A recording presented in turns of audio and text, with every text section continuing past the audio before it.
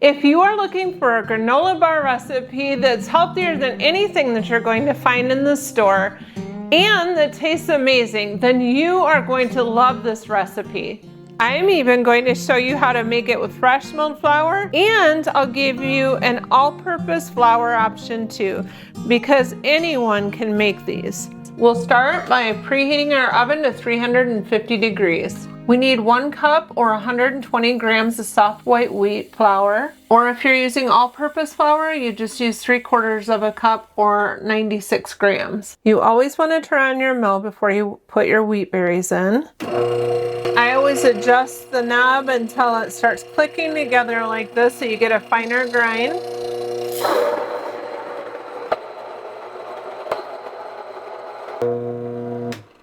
Now we have all of our ingredients here. I'm going to start by mixing the wet ingredients first. We have a 1/2 cup of butter, melted and slightly cooled, a 1/2 cup of brown sugar. This is some homemade brown sugar. All you have to do to make brown sugar is add molasses. For every cup of sugar, you use 1 to 2 tablespoons of molasses. We'll do 1/3 cup of honey, 2 tablespoons of molasses, 1 large egg, 1 teaspoon of vanilla. This is my homemade vanilla. We're going to mix these together until they're completely smooth and emulsified. Now we're going to mix in our dry ingredients. I'm just going to mix them on top of this, but you can mix them in a separate bowl and mix them together. We have our 1 cup of whole wheat flour. And again, you can use 3/4 of a cup of regular all-purpose flour. I'll mix the spices in here with the flour. We have 1 teaspoon of baking powder, 1 teaspoon of salt, 1.5 teaspoon of cinnamon. And we're just gonna mix them into the flour. And then we have 2 cups of oats, and then 1/4 cup of sunflower seeds. I bought these raw, and then I roasted them myself here in our oven with avocado oil and a little salt. And 1/4 cup of flax seeds and 1/2 cup of chopped pecans. One thing I forgot to measure out was my raisins. So we're gonna get this all mixed together. It already smells good and it hasn't even started baking yet. Over the years, I've modified this recipe to get the perfect recipe. And the only thing I'm changing this time compared to what I normally do is I added the fresh milled flour. And I feel like that's only gonna enhance the flavor rather than ruin it, but we will see. So you just wanna mix this together until it's thoroughly combined. We're gonna oil our pan.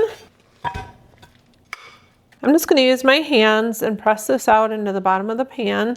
You can use the back of a measuring cup if you don't want to get your hands dirty.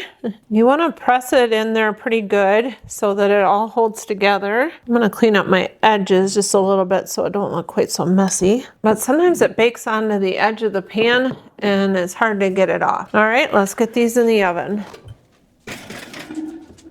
We'll set our timer for 20 minutes. So we'll come back here in 20 minutes and check them.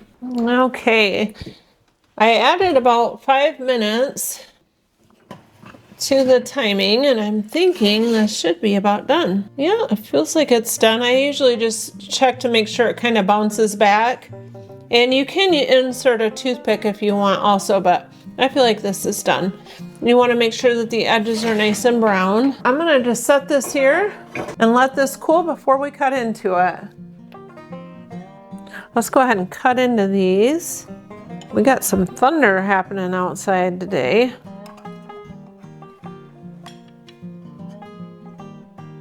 It looks good. Let's see if it tastes as good as it smells. So I'll break off a little piece here.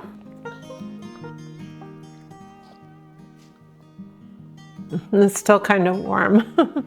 They're very flavorful and definitely worth trying. No matter whether you're using the fresh milled flour or the all-purpose flour, both variations are very good.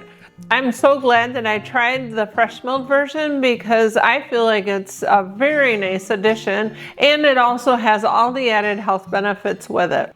So if you decide to give it a try, let me know what you think. So if you enjoy content like this, I would love it if you would subscribe so that you can join me here again next time. I hope that you're all having a wonderful day. Bye for now.